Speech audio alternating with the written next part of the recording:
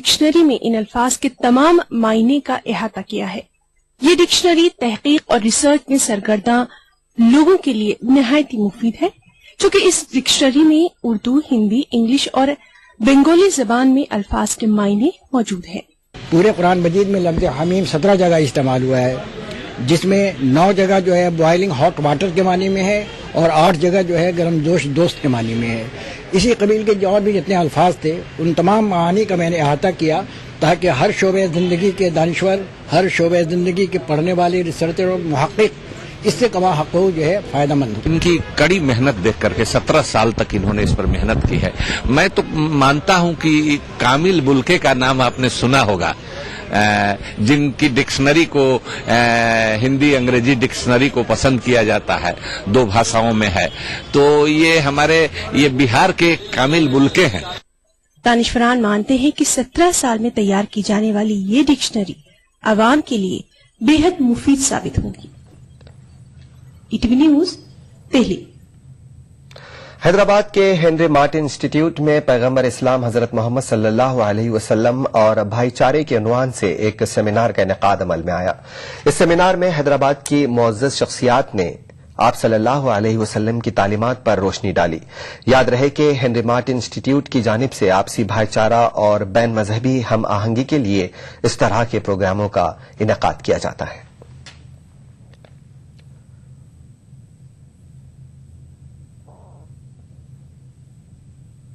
اور اب کچھ بین الاقوامی خبریں۔ انڈونیشیا کے سولاویسی جزیرے میں موسلادھار بارش کے بعد زمین کھسکنے اور سیلاب کے باعث کم سے کم 16 افراد کی موت ہو گئی ہے، جبکہ ہزاروں لوگ محفوظ مقامات پر منتقل ہو گئے ہیں۔ حکام نے بتایا ہے کہ کئی دنوں کی بارش کے بعد ندیوں کے باندھ ٹوٹ گئے اور سیلاب کے پانی میں درجنوں مکانات اور گاڑیاں بہہ گئیں۔ سانگھی ضلع میں بدھ کے روز 2 لاشیں ملبے سے نکالی گئیں، جبکہ 11 لاشیں سیلاب کے پانی میں برآمد ہوئی۔ بتایا گیا ہے کہ ریاست کے 5 دوسرے اضلاع میں 1000 سے زیادہ گھروں میں سیلاب کا پانی داخل ہو گیا ہے۔ تقریباً 40,000 لوگوں نے عارضی طور پر پناہ گزین کیمپوں میں پناہ لے رکھی ہے۔ پولیس و راحت اور بچاؤ عملے کو 3 گاؤں میں پھنسے 1000 لوگوں تک پہنچنے میں مشکلیں پیش آ رہی ہیں، کیونکہ سیلاب کے باعث علاقے کو جانے والا واحد پل تباہ ہو گیا ہے۔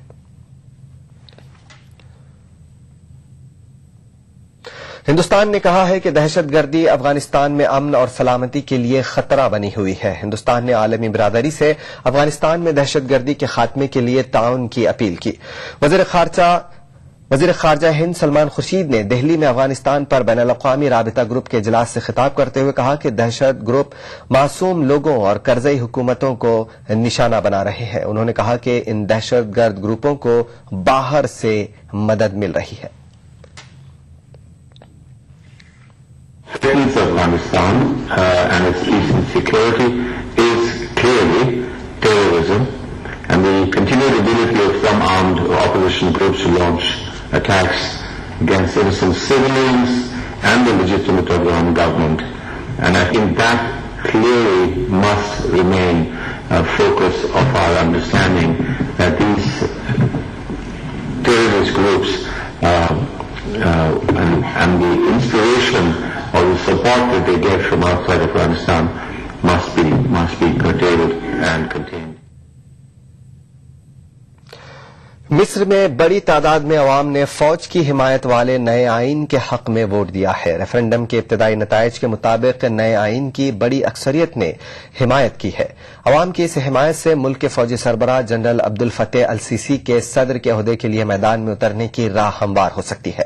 سرکاری میڈیا نے ریفرنڈم کے نتائج کو غیر معمولی فتح قرار دیا۔ 2 روزہ ووٹنگ کے پہلے دن یعنی منگل کے روز جھڑپوں میں 11 افراد کی موت ہو گئی تھی، تاہم سخت ترین حفاظتی انتظامات میں کرائی گئی ووٹنگ کے دوسرے دن تشدد کی کوئی اطلاع نہیں ہے۔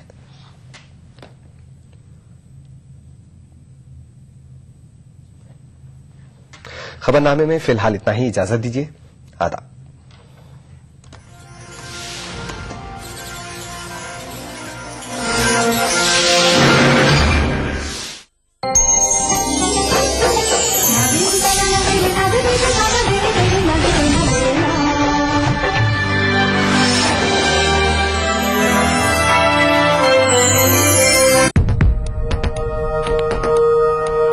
एक मुट्ठी भर जीने की आरज़ू, तब्दीली की चुटकी भर जुस्तजू, रोजमर्रा के मसाइल की ढेर सारी बेकरारियां, खाली पतीले में पकती घर भर की भूख, तारीखियों से लड़ इकट्ठा की हुई चुटकी भर धूप।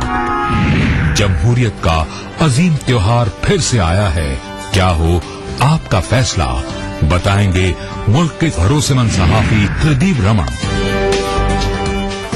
वोट करेगा इंडिया।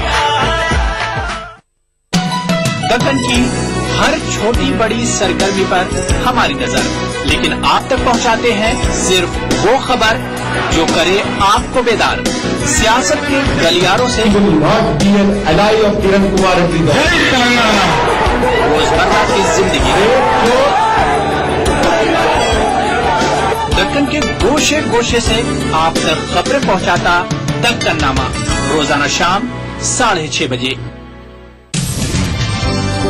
जिंदगी के इस सफर में सच्चाई हमारी हमसफर हो। हम दिखाते हैं वही खबर जो समाज के लिए हो आईना। गैर जानिबदारी हमारा शिवा।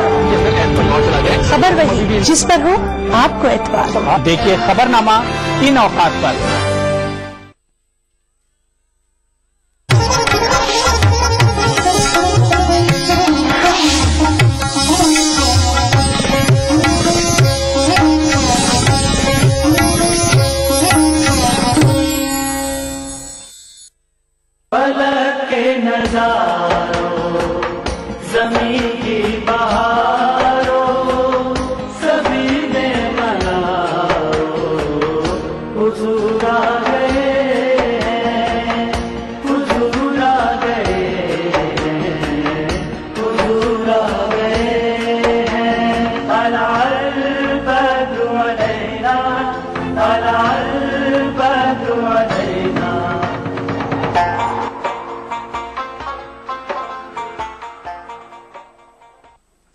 ये आयत करीमा नस्से सरी है, नस्से सरी। चूंकि इस दुआ को अल्लाह रब्बुल इज्जत ने कुरान मजीद में जिक्र किया और इसकी नफी नहीं की, कबूलियत के तौर पे जिक्र किया, तो ये नस है कुरान मजीद की ये आयत करीमा कि आका अलैहिस्सलाम जिस घराने में पैदा हुए, जिस नसब में पैदा हुए, आपके वालिदैन माजिदैन से लेकर ऊपर तक आपका सारा नसब, उस नसब का हर फर्द, हर मर्द और हर औरत मोमिन था, और उसी नसब का नाम कुरान ने उम्मत मुस्लिमा रखा। याद रख लें, इस जगह उम्मत मुस्लिमा से मुराद हम नहीं हैं। आका अलैहिस्सलाम की बेसत के बाद तो उम्मत मुस्लिमा हम हो गए ना, जो हुजूर के कलमा गो हुए। इस मुकाम पर उम्मत मुस्लिमा से मुराद वो नहीं। और जगहों पर उम्मतन वसतन लितकूनु शुहदा अलन नास उम्मत का लफ्ज आता है, उससे मुराद हम हैं। मगर इस आयत करीमा में इस खास मुकाम पर जब लफ्ज है उम्मतन मुस्लिमतन, तो उससे मुराद आका अलैहिस्सलाम के बाद के लोग नहीं हैं जो बतौर उम्मत हुजूर के कलमा गो हुए। उससे मुराद वो लोग हैं जो आका अलैहिस्सलाम की विलादत से पहले हुए। इब्राहीम अलैहिस्सलाम और आका अलैहिस्सलाम की विलादत के दरमियान 3000 साल के अरसे में जो हुए। चूंकि अल्लाह ने फरमाया वबअस फीहिम रसूलम मिनहुम, उस उम्मत मुस्लिमा में से हुजूर की विलादत हो और बेसत हो। तो गोया आका अलैहिस्सलाम का पूरा नसब कुरान मजीद की इस नस से मोमिन होना, वालिदैन माजिदैन समेत आपके तमाम आबा और तमाम उम्महात, इस कुरान की नस सरी से उनका मोमिन होना और उम्मत मुस्लिमा होना मालूम हुआ। यह आका अलैहिस्सलाम के मिलाद की यानी विलादत की पहली फजीलत है। लोग दुनिया में पैदा होते हैं, जरूरी नहीं कि किसी आला शान के बच्चे की विलादत हो तो उसके माँ बाप, फिर दादा परदादा और नानी और दादा शकर दादा और दादी और दादियां और नानियां और शकर नानियां, सारा नसब ही नेक और सालिहीन का हो। ये कभी लाजिम नहीं हुआ। ये सिर्फ अल्लाह रब्बुल इज्जत ने खुसूसियत अता की मिलाद मुस्तफा को, हुजूर अलैहिस्सलातु वस्सलाम की विलादत को, कि आपकी विलादत के सदके हजार साल ऊपर तक आपके पूरे नसब को ताहिर व मुताहर बना दिया, मुस्लिम व मोमिन बना दिया। پاک بنا دیا. حضور کے ایک نفس نے، ایک وجود نے جس نے آنا تھا، جس صلب سے نور مصطفیٰ گزرتا رہا، اور جس بطن پیٹ میں نور مصطفیٰ منتقل ہوتا رہا، اور جس دور میں جس مرد اور عورت کے باہمی رشتہ ازدواج کی صورت میں گزرگاہ بنتی رہی نور مصطفیٰ کے چلنے کی اور آگے بڑھنے کی، ساری گزرگاہ پاک اور صاف کر دی شرک اور کفر کی آلودگیوں سے. تو ایک آقا علیہ السلام کی ولادت اور میلاد کا تصدق ہزارہا افراد کے اصلاب و ارحام کو پہنچا. حضور کے نسب کا ہر مرد بھی، ولادت تو معلوم نہیں اس وقت کس کو کیا معلوم تھا کہ کب ہونی ہے، ہزاروں سال بعد ولادت ہونی تھی، میلاد ہونا تھا. تو وہ ذات، وہ مقدس ہستی جسے ہزارہا برس بعد میں پیدا ہونا تھا، ولادت ہونی تھی، اس کے انتظار میں رب نے 3000 سال تک ہزاروں افراد کے نسب اور ان کے اصلاب و ارحام کو پاک رکھا، چونکہ وہ حفاظت گاہیں تھیں، وہ گزرگاہیں تھیں نور مصطفیٰ کی. تو یہ حضور علیہ السلام کی ولادت کا ایک عظیم شرف ہے جس کو نسبی شرف کہتے ہیں، اور یہ خصوصیت آقا علیہ السلام کو نصیب ہوئی جو کسی اور کو نہیں ملتی. پھر حضور صلی اللہ تعالی علیہ وآلہ وسلم نے اس نسب کو جو بیان کیا، اس کا قرآن مجید میں سورہ ابراہیم میں بھی ذکر آیا ہے، آیت نمبر 40 میں. وہاں پھر سیدنا ابراہیم علیہ السلام دعا کرتے ہیں، اور سورت کا نام بھی ابراہیم ہے. اب وہ بھی توجہ طلب ہے. اس میں دعا کرتے ہیں رب اجعلنی مقیم الصلاۃ ومن ذریتی ربنا وتقبل دعا. یہ خاص نقطہ ہے. بعض لوگوں کو اس پر علمی طور پہ اشکال رہتا ہے کہ حضور علیہ الصلوۃ والسلام کے والدین ماجدین کا حال کیا تھا، آپ کے آباء امہات کا حال کیا تھا، ایمان پر تھے نہیں تھے، حالت فطرت میں تھے، حالت ایمان میں تھے، یا معاذ اللہ کچھ تو اس کے علاوہ بھی کیا گزرتے ہیں. ایک علمی انتہائی مغالطہ رہتا ہے. تو میں آج آقا علیہ السلام کی ولادت طیبہ کے ذکر میں آپ کے نسبی شرف کا بیان قرآن مجید کی نصوص سے کر رہا ہوں. ابتدا یہاں سے کر رہا ہوں کہ آقا علیہ السلام کے ایک والدین ماجدین کا ایمان پر ہونا تو کجا، حضور علیہ السلام کے پورے نسب میں نہ کوئی مرد خالی از ایمان تھا، نہ نسب میں نہ کوئی عورت خالی از ایمان تھی. سب کو قرآن نے امتم مسلمتن کہا ہے دعا ابراہیم علیہ السلام کے ذریعے سے. اب یہاں دوسری دعا کے کلمات ہیں. عرض کرتے ہیں رب اجعلنی مقیم الصلاۃ، اے باری تعالیٰ مجھے نماز قائم کرنے والا بنا، اور نماز قائم کرنے والا رکھ، یعنی میری ذات اقامت صلاۃ کا ذریعہ بنی رہے. اور اپنی دعا میں حصہ بنایا ہے ذریت کو، اور فرمایا ومن ذریتی. کتنی بلاغت ہے کلام میں.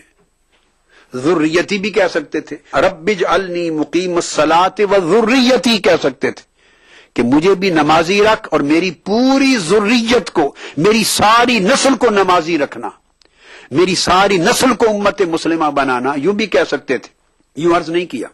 نگاہ پیغمبر ہے، پیغمبرانہ بصیرت ہے. جہاں عرض کیا ومن ذریتی، اور نمازی میری ذریت میں سے بھی ایک طبقہ ہمیشہ نمازیوں کا رہے. ومن ذریتی، اور نمازی میری ذریت میں سے بھی ایک طبقہ ہمیشہ نمازیوں کا رہے. ایک طبقہ مانگا ہے. اب وہ طبقہ کون سا ہو سکتا ہے؟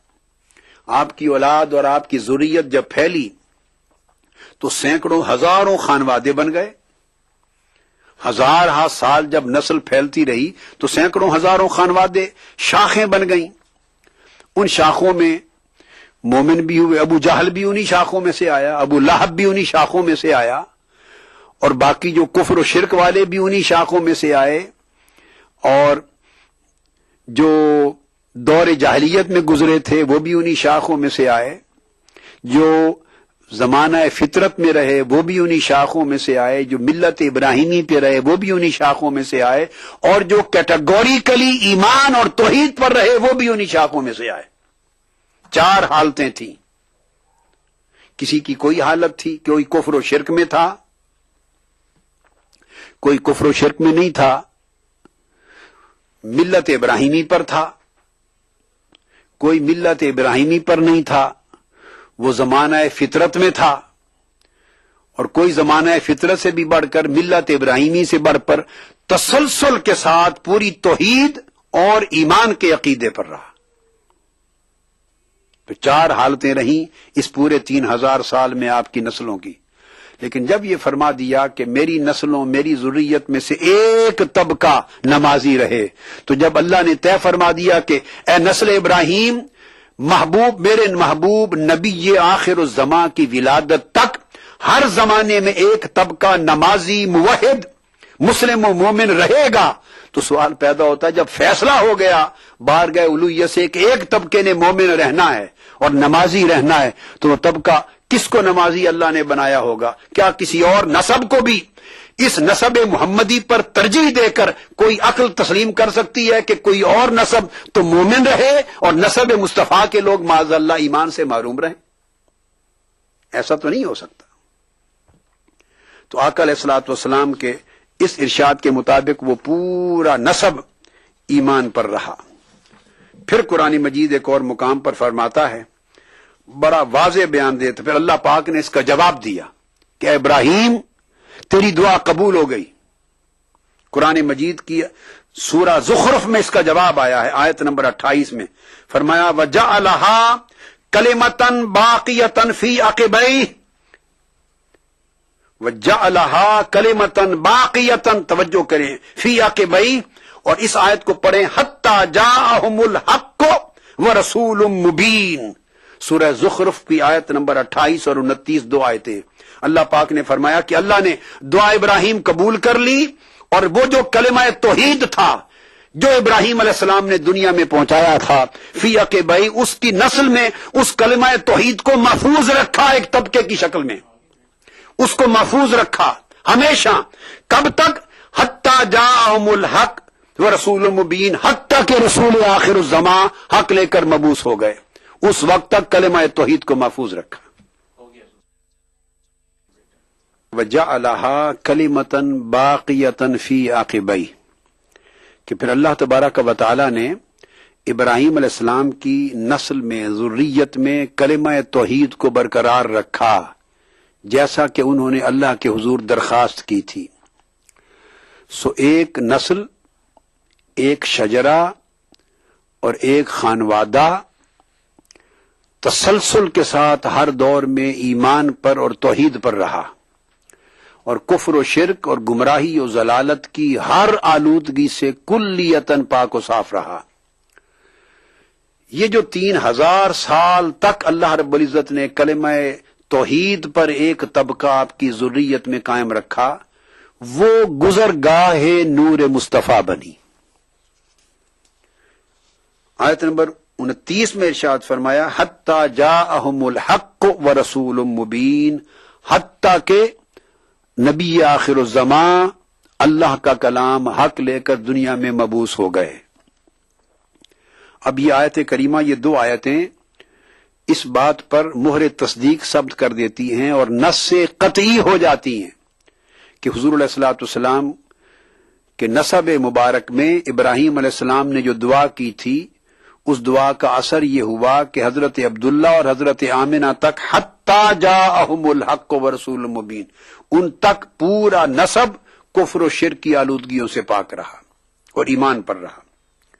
اب جو بات میں نے کہی اس آیت کریمہ کی تفسیر میں، اس کی تائید صحابہ کرام اور تابعین سے لیتے ہیں تاکہ بات پختہ سند کے ساتھ اسٹیبلش ہو جائے۔ امام عبد بن حمید روایت کرتے ہیں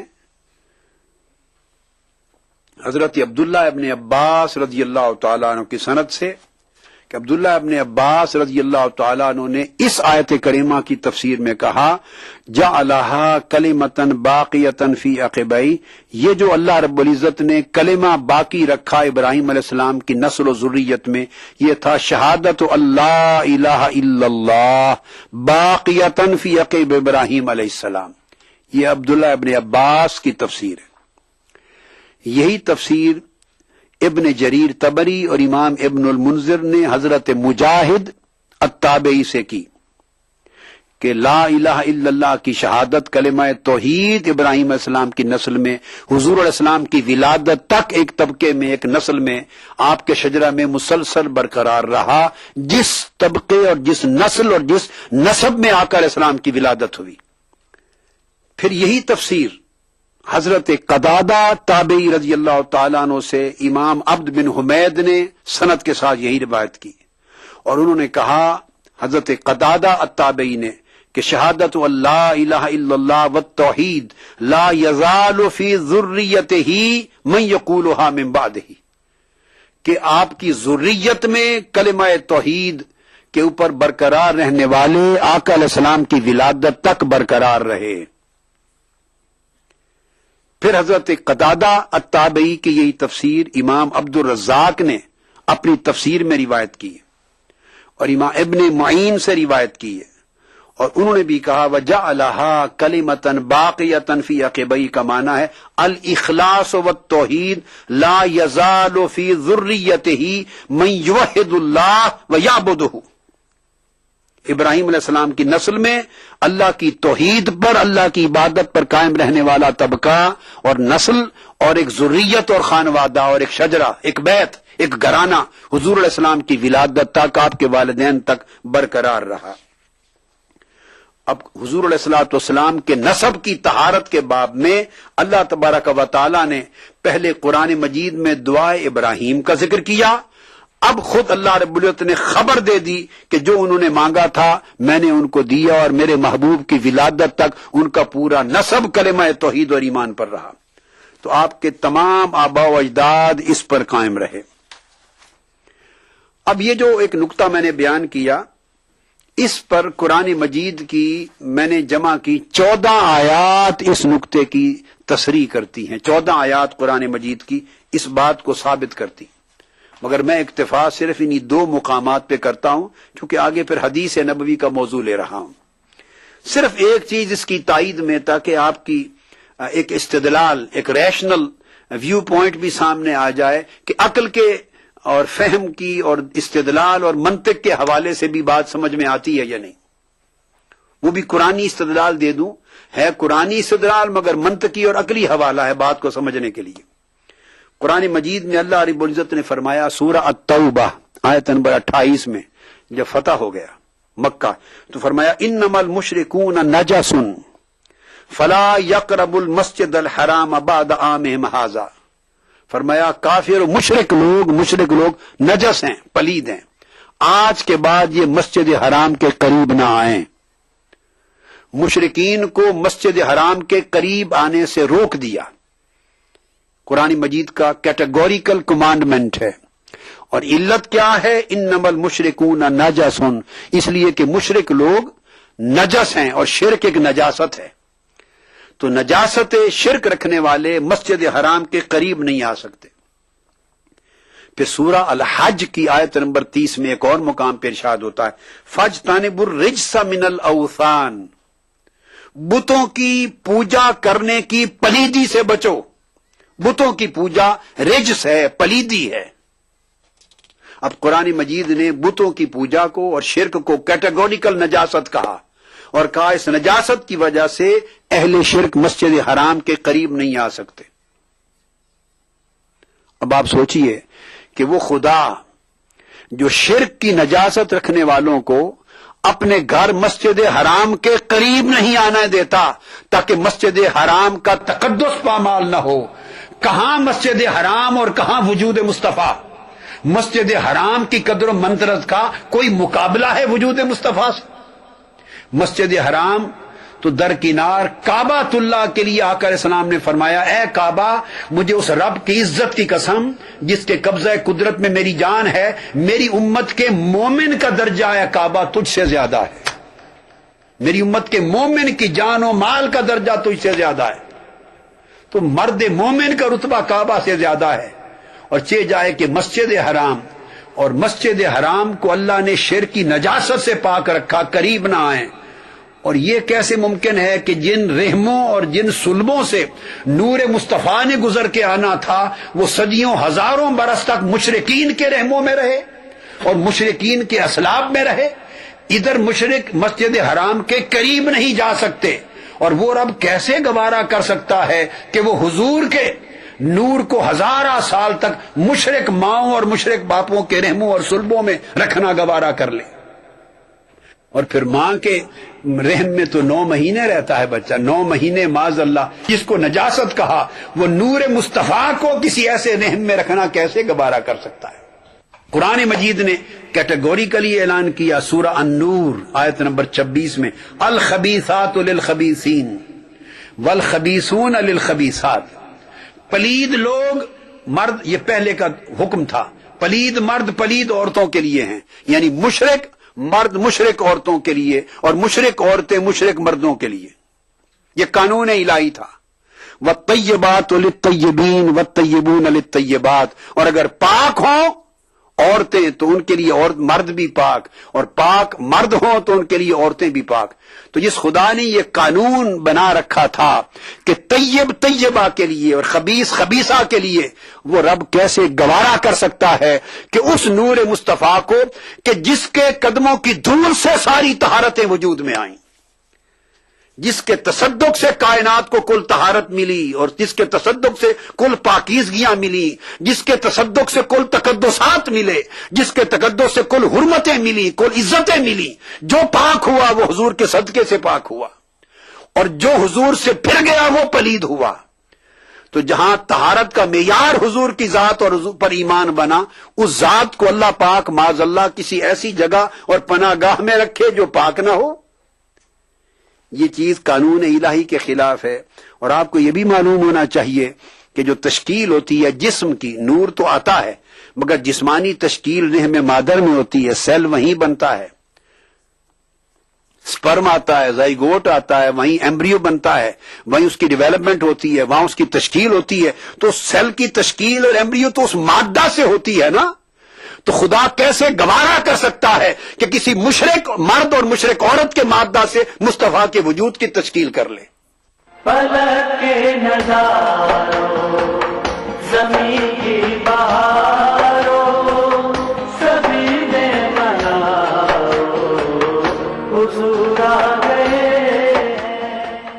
دیکھیے ETV اردو سبھی DTH پلیٹ فارم پر، ڈش ٹی وی پر چینل نمبر 787، ایئرٹیل پر چینل نمبر 610، ٹاٹا اسکائی پر channel number 176، big T V پر چینل نمبر 972، ویڈیو کان پر چینل نمبر 750۔ دیکھیے آپ کا اپنا چینل اور بھی بہتر کوالٹی میں۔ یا رسول یا رسول یا رسول یا رسول صلی اللہ علیہ وسلم، ساری کائنات مسرور ہے، جشن میلاد رسول ہے، اے نبیوں کے سردار، نگاہ عشق و مستی میں وہی اول وہی آخر، وہی قرآن وہی فرقان، وہی یاسین وہی طٰہٰ۔ میں آیا تیرے دربار، میں آیا تیرے دربار، میری تجھ پہ انسانیت کے لیے محسن انسانیت کا پیغام، سیرت رسول کے مختلف گوشوں کا احاطہ کرتا ہوا لائیو فون پروگرام، حب نبی سے سرشار نعتوں کا حسین گلدستہ، جشن میلاد النبی، ہر پیر سے جمعہ رات 10:30 بجے صرف ETV اردو پر۔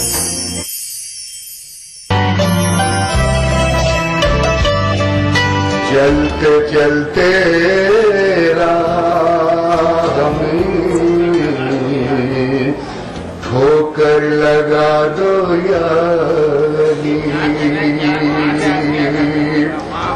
سنگ کا راہ میں پارس بنا دو۔